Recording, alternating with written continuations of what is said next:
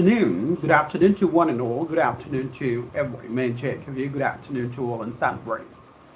This is a very unprofessional spoken English partner from Learn English with KMD platform where learning English and speaking English is made much easier. I'm back again and what again?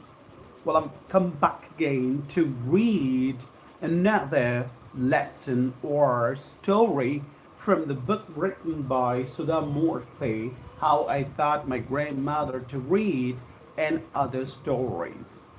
Well, as you all know that I've been reading one lesson every single day from the same book.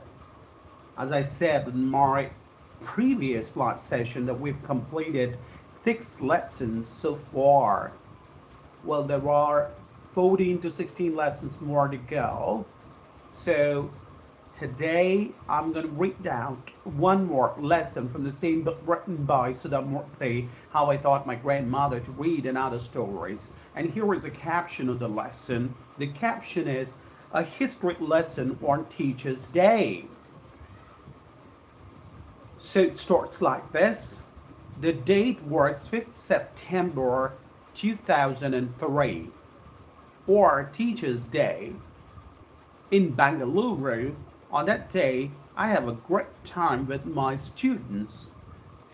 If for some reason I'm out of Bangalore, I miss all the celebrations. On Teacher's Day, my students take me out and we all have lunch together. Hi, hello. And also watch a movie. They pull in their money and refuse to let me pay for anything. That's wonderful. It shows me how close they are to me and that they remember me. It is an act of love and affection for their teacher. Yes, you can say that again. It's really an act of love and affection for the teacher. Each of them will go their different ways. It shows it is an act of love and affection for the teacher. Each of them will go their different ways after they complete the course, but love, affection, and concern for each other will always bind us together. Last year, on Teacher's Day, I was out of station on some work and feeling depressed. A friend of mine realized that and said, "Let us go watch a film. Will you feel better?" We went to the theater. There was a big queue. I was surprised because there were only students from schools and colleges in the queue. As my friend was getting the tickets, I remembered my students and started chatting with the youngsters. How come you people are here? Is there no celebration in your college or school? They were a group of girls. One of them replied, "Why should there be a celebration in the school? Is it not Teacher's Day?" So what? We knew there was a holiday. We did not even ask for what. Today being Saturday, we're very happy that we are getting 2 days of holidays. Why? Does your school not celebrate Teacher's Day? Do you know why 5th September is known as Teacher's Day? Another girl replied, "Our school may be celebrating Teacher's Day, but we don't want to go. We see the same teachers every day. We see them even on a holiday." That provoked the teacher in me.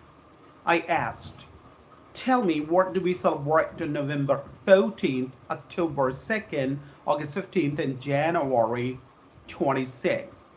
We know they're holidays, but not sure for what." One of them shyly said, "I know October 2nd is Gandhi's birthday."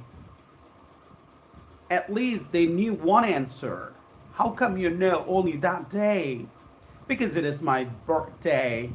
My grandfather was a freedom fighter. He named me Mohini, and he told me Gandhiji's name was Mohandas. So, Mohini, do you like your name? No, I don't like it. It is very old fashioned. It sounds like it belongs to someone living a century ago. I have changed my name to Monica.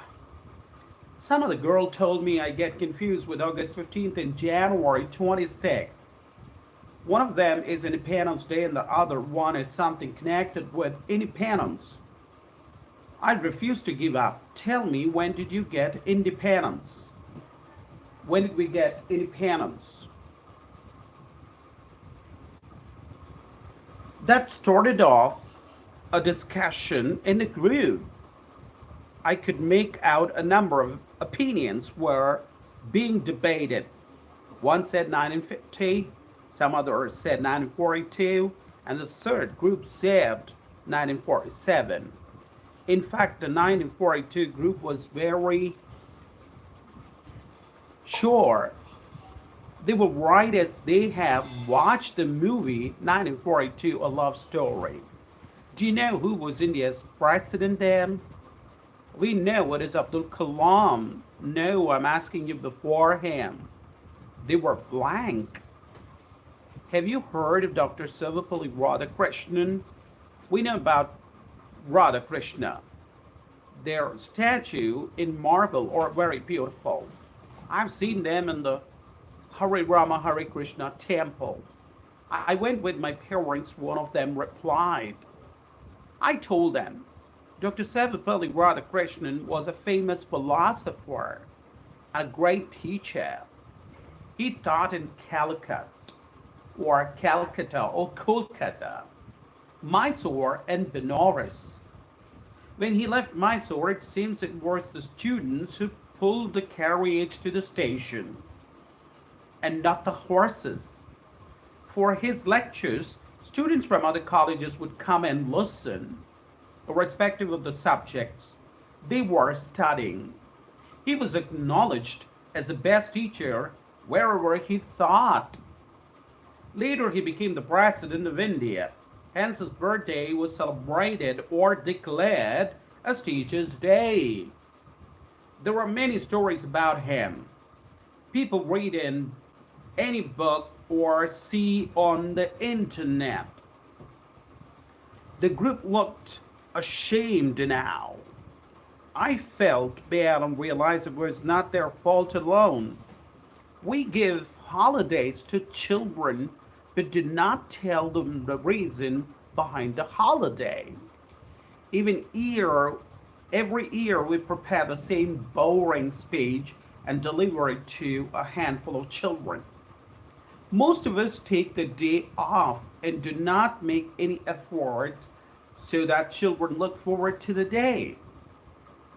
We could make them plant trees and teach them about the environment, or we could take them out for a picnic and get close to them outside the classroom. It is our duty to make sure that days like Teacher's Day are utilized properly. We have to work hard for that, which we don't do.